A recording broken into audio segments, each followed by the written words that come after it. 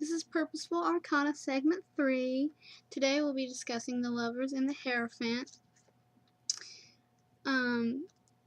So first is the Hierophant.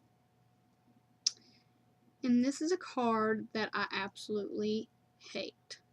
I don't know about you guys, but there's always that one card that you do not like, and that is the Hierophant for me. Now, this is the Prisma Visions deck, which I wanted to use this deck today because this is one of my favorite decks. Oh my god. And the artwork is just beautiful. And it's all gilded and silver. I could talk about this deck forever, and it's like super hot. But anyhow, that's beside the point, guys. But anyways, so let's go ahead and get started. The Hierophant. What does this card mean? This card is a card often of like societal structures and constraints and religion and things like that. However, to me, it often means like stability and control. And when you look at it, you see like these little constellations and stuff like that. You see things in the card that to me reminds us of interconnectedness. So it's reminding us of foundations. Now, these are all things that can be good. So why is this such a card that often when it comes up in readings, you're just like, sorry guys, I'm just absolutely melting right now.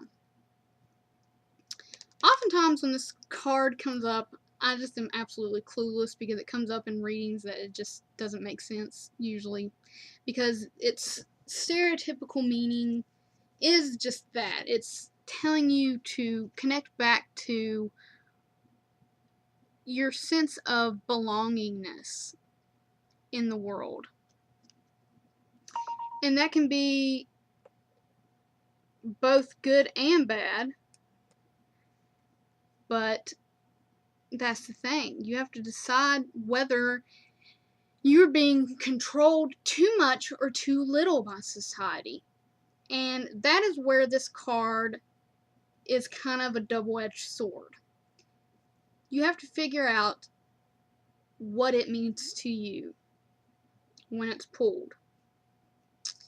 This card is one of those that it inherently already is kind of on the edge of being bad or good to me because of just that.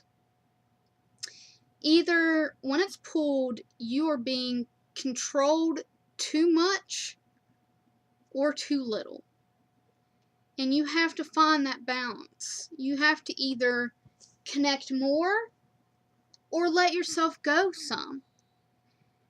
And a lot of times when it's pulled, you're being guided to connect more to your structures, connect back to your sense of foundations. Don't be afraid to seek refuge in things that are maybe stereotypical or things that are conventional.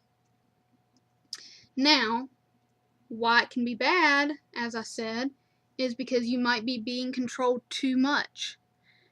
And that is never good either, because then you lose your sense of self. And then when you lose your sense of self to these things that are telling you what to do, telling you who to be, then you become disenchanted. And you need to gain your freedom back and gain your sense of foundations through gaining your freedom back. Now, to move on to a card I hate a little less. Just kidding. I don't hate this card at all. But this is a card that is probably one of the most known cards of tarot, the Lovers. This is probably one of everybody's favorite cards.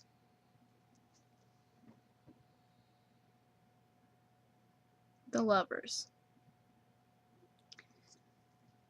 Now, the Lovers is considered one of the most romantic cards in tarot because it resembles just that. Romance, love, and sensuality. So, what do we think of when we hear this card? All of the above. I mean, you really are, we see two people here dancing. You see this burst of energy. It looks like a very sensual card. Now, I am one to always preach that this card is not just about romance. I believe it can also be about self-love when you pull this card. It depends on the what's going on in the reading. I don't automatically assume that when this card's pulled that it's automatically about a relationship. Just because. Now, why is this card so positive? Because it reminds us that there is good in this world, that there are many things to embrace in this world, especially about others and our connections to others, because as we see in this card, not only is just this couple dancing, but there are other couples dancing. There's much energy to be had and shared in this world. And I love that about this card.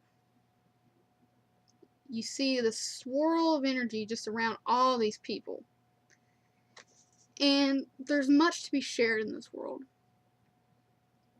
There's this beautiful, potent energy, beautiful positivity, and this can be shared with others, and it can be shared with yourself.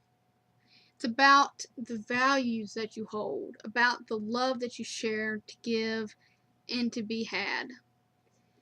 Now, why can this be bad? Because then you can also be too concerned about others. You can be too concerned about what you need rather than not necessarily what you want rather than what you need. Especially because this can be a very superficial card when it's reversed. This is why it can be bad, because the Lovers is a very superficial card at times, especially when it's talking about romance, because romance is a very fantastical idea, and it can be so easy to get caught up in what we want rather than what we need. And so it's important to remember that sometimes what you need is different than what you want. And that's why it's important to stay grounded in your true needs, your true values, your true morals, and what's truly best for yourself, what's truly positive for yourself. Sometimes these two can kind of go together, reminding you that sense of structure. This is almost like an earth card, while this is almost like a fire card or a water card, of course, because of the emotional attachments to it, and this is like an earth card that balances it out, reminding you that sometimes what you need is better than what you want. So, with that being said, that sums up this segment 3 of Purposeful Arcana, and I hope you guys enjoyed it.